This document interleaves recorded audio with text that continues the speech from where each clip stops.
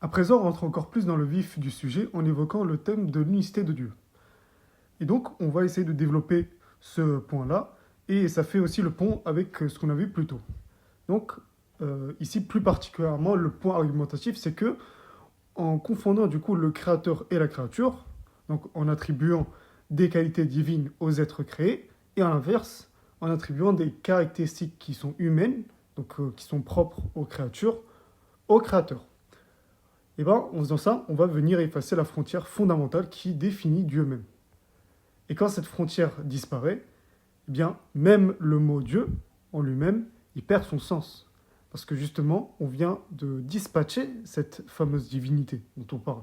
Cette divinité qui caractérise ce Dieu dont on parle.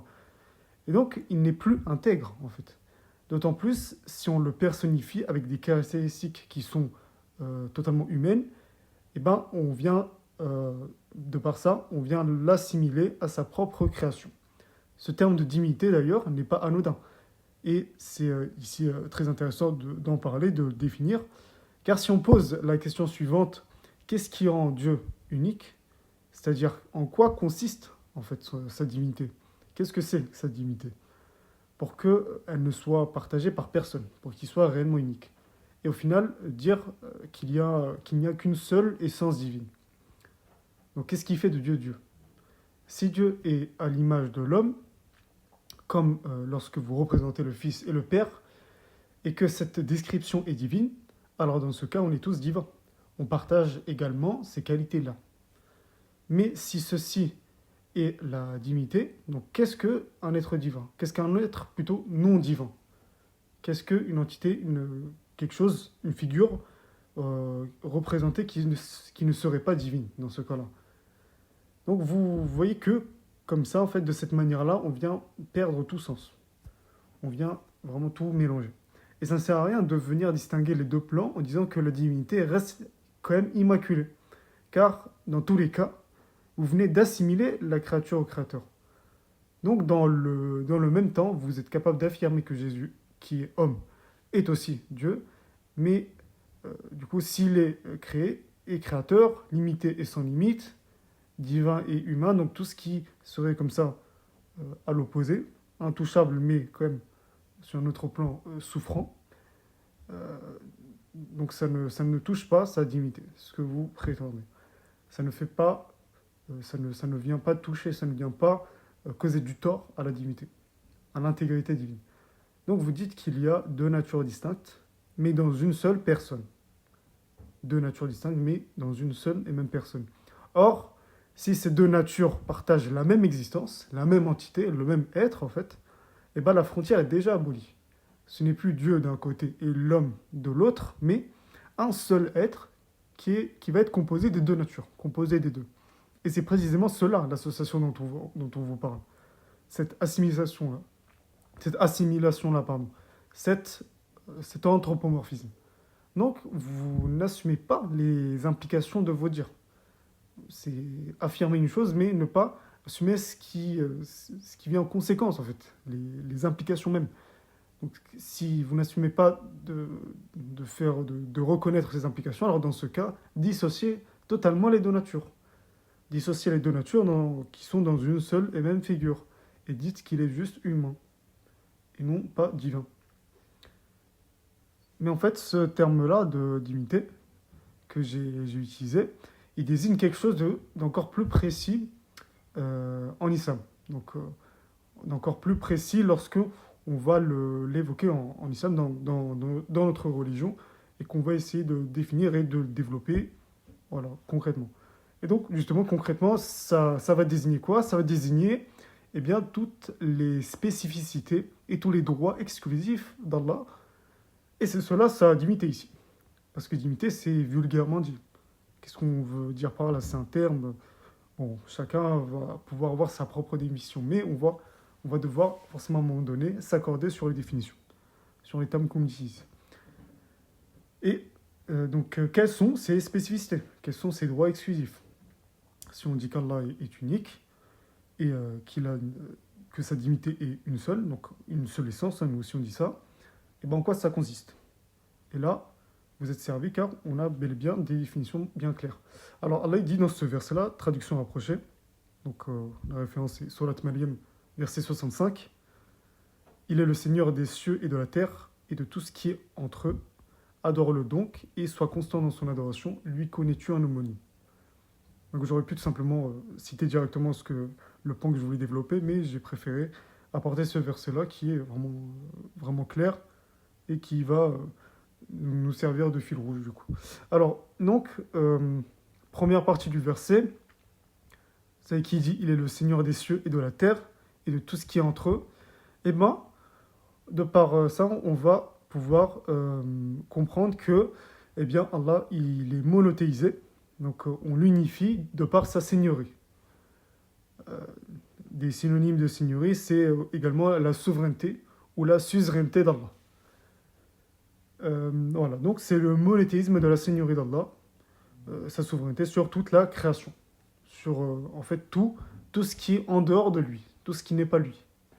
Et c'est une souveraineté qui n'a bien sûr pas d'égal, car peu importe ce qu'une créature peut posséder comme royaume, comme terre, comme zone délimitée, et ben justement elle sera toujours délimitée, même voilà, un pays, etc. Ou même posséder, gérer. Également, tout ça, ça rentre dans la seigneurie, ce qui fait qu'un seigneur est un seigneur. Voilà, donc, avoir du pouvoir, elle ne pourra rien avoir, en fait, elle ne pourra rien faire, rien posséder, ni rien créer, et bien sûr créer de manière, dans le sens fabriqué, et non pas créer du néant, car cela là crée du néant, et ben voilà, elle ne pourra rien faire qu'Allah n'a pas décrété. Et ce, 50 000 ans avant qu'il ne crée les cieux et la terre. Voilà, donc c'est donc lui, c'est Allah qui a pouvoir sur tout, à la finale. Et les créatures sont subordonnées, alors que lui, il est bien au-dessus d'eux. Donc c'est Allah qui gère, administre toutes choses, contrôle eh bien, les événements, en fait. Les événements qui se déroulent, qui se passent dans l'univers, dans ces mondes. Et c'est lui qui possède tout sans partage, sans qu'on puisse distinguer, par exemple, sans qu'on puisse, par exemple, si moi je suis roi, et que j'ai mon royaume, eh bien je ne peux pas dire que j'ai un royaume qui est équivalent à celui d'Allah, ou voilà, qui vient rivaliser avec celui d'Allah. Non, je ne pourrai jamais distinguer mon royaume de celui d'Allah et en faire ce qu'on veut comme si j'étais une autre divinité.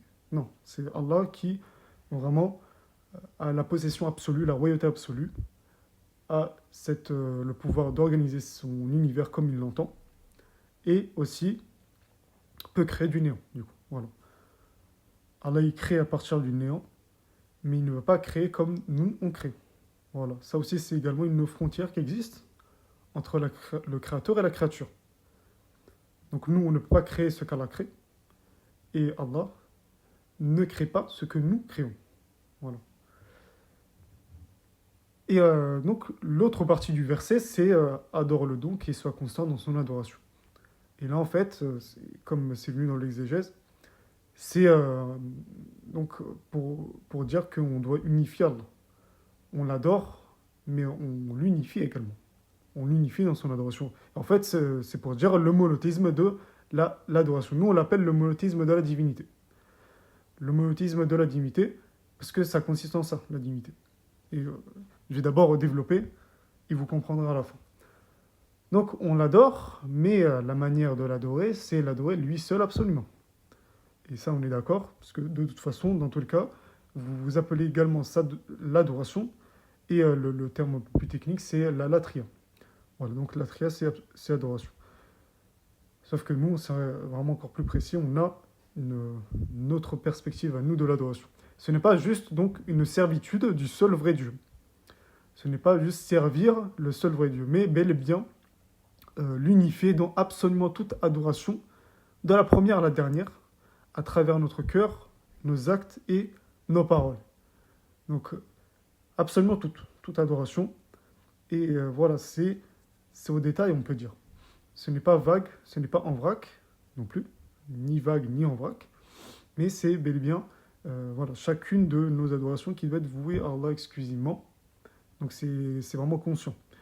Donc quand bien même on viendrait détourner une seule invocation pour autre qu'Allah, on rentre dans le polythéisme dans la divinité. Inévitablement, on aura pris cet autre pour divinité, à cause de l'adoration qu'on lui a vouée.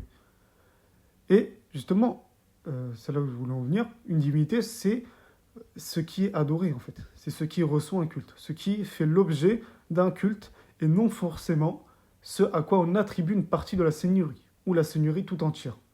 Donc nous, on distingue entre le Seigneur et la divinité. Tout Seigneur est divinité, mais pas toute divinité est Seigneur. Pourquoi? Parce que simplement, moi, je peux prendre une chose, quelque chose, une statue, un humain, etc., pour une divinité, car je vais accorder mon culte, mais je ne vais pas forcément dire qu'il gère mes affaires, etc., qu'il est associé avec Allah. Mais je lui ai tout simplement donné la divinité. En fait, que je le veuille ou non, que je dise que c'est ma divinité ou pas, je lui ai donné mon culte. Si je lui ai voué mon culte, je l'élève, bon gré ou malgré moi, au rang de divinité. Voilà. Et justement, la divinité, pour faire simple, pour définir clairement, c'est de détenir le droit à l'adoration. Donc c'est la détention du droit à l'adoration. Mais comme il n'y a aucun être suprême, à part Allah, à part Dieu l'unique, aucun à détenir la seigneurie absolue et infinie, sauf lui, alors c'est insensé de vouer l'adoration, la soumission et cet amour absolu, donc ce qu'est l'adoration en fait, à autre que lui, comme si c'était un être suprême, comme s'il pouvait nuire ou profiter, comme si vraiment il pouvait gérer quelque chose dans ma vie, dans mes affaires. Et c'est pour ça qu'on affirme qu'il n'y a aucune divinité qui mérite d'être adorée sauf Allah. Et comme vous pouvez le remarquer ici, on ne commence pas par l'affirmation, mais par la négation, pour neutraliser toute divinité qui serait adorée en toute légitimité, pour fermer justement cette porte du mal.